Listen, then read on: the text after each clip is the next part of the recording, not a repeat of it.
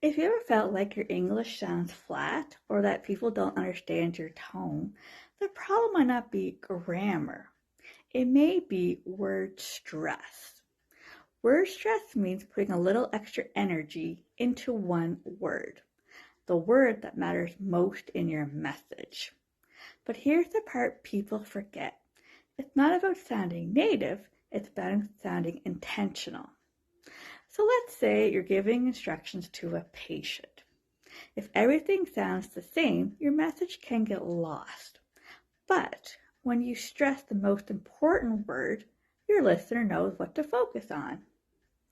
Word stress helps you sound confident, communicate urgency, show empathy, avoid confusion, especially with medical instructions. But the best part, you don't need to stress every word.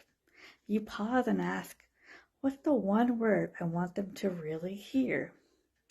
That one shift, just one word per sentence, can make your English sound more professional, calm, and even clearer. It's not a trick, it's a habit, and you can build it.